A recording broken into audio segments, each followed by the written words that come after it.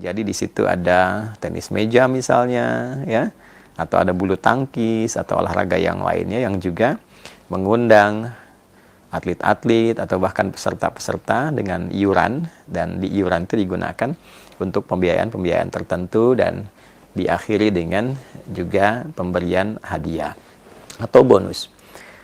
Para ulama membagi persoalan ini kepada dua bagian. Bagian pertama, jika iuran itu yang dimaksudkan hanya untuk dikumpulkan membiayai operasional, seperti tadi yang Anda sampaikan di bagian pertama. Operasional untuk penyelenggaraan, operasional misalnya untuk mencetak sertifikat untuk seluruh peserta, operasional untuk juri, operasional untuk akomodasi, maka hal itu dibenarkan. Tidak ada masalah di dalamnya. Karena tidak ada unsur-unsur yang bertentangan dengan ketentuan-ketentuan syariat, dan justru kesesuaiannya adalah apa yang dikumpulkan itu menjadi kebutuhan untuk seluruh peserta, digunakan secara merata dan diketahui secara keseluruhannya.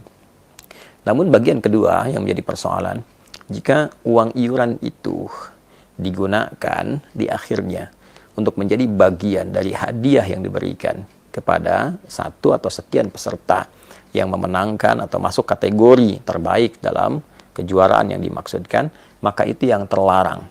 Dan tidak ada perbedaan pendapat di kalangan mayoritas ulama pada umumnya, khususnya di 4 mazhab yang utama. Baik itu adalah mazhab Hanafiyah, Malikiyah, Syafi'iyah, dan Hanabilah. Di 4 mazhab yang mu'tabar ini, yang otoritatif, semua sepakat bahwa mengumpulkan uang iuran yang puncaknya digunakan untuk pemberian hadiah kepada pihak-pihak tertentu yang meraih juara, itu diidentikan dengan judi.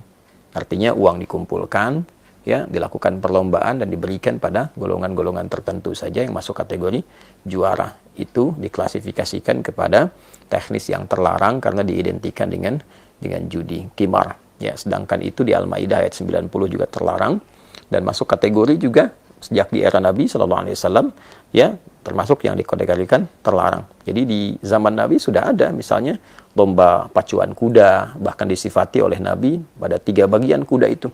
Ya, yang pertama kuda yang di lomba pacukan didedikasikan untuk mendapatkan yang terbaik yang digunakan untuk berjuang. Ya, fi sabilillah.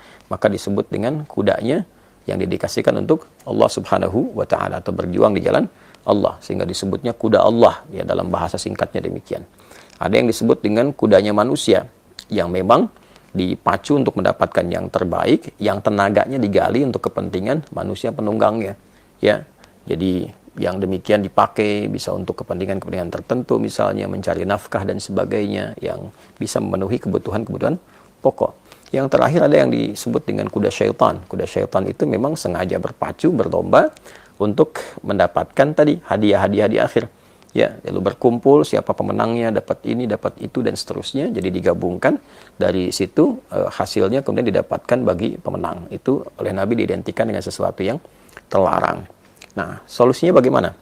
Di akhir Anda tadi bertanya, iuran itu bisa digunakan untuk membiayai akomodasi. Oke?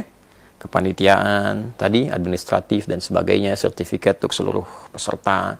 Nah, nanti yang uang hadiah itu bisa menggunakan misalnya pihak ketiga dari sponsor. Oke? Ini kan pertandingan besar, 1000 atlet. Ya, eventnya juga besar, syiarnya juga baik, ya, melestarikan bukan hanya budaya, ya, Indonesia, Nusantara pada umumnya, tapi juga untuk menemukan atlet-atlet terbaik, misalnya mewakili negeri, mewakili bangsa dan negara. Saya kira akan banyak sekali yang berminat untuk menjadi sponsor di situ. Nah, dari sponsor itulah yang digunakan untuk hadiah. Itu jalan terbaiknya. Dan bukan hanya silat, ya. Saya perhatikan juga tidak sedikit di event olahraga lain yang menerapkan hal yang serupa.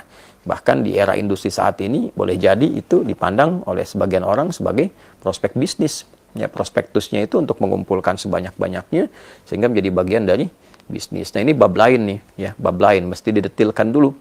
Ya, mesti didetilkan. Ada yang dibenarkan, ada yang terlarang. Tapi sekali lagi, kalau berbisnis yang mengumpulkan itu dan dijadikan sebagai bagian dari hadiah, ya, itu jadi persoalan tersendiri. Itu yang tidak diperbolehkan.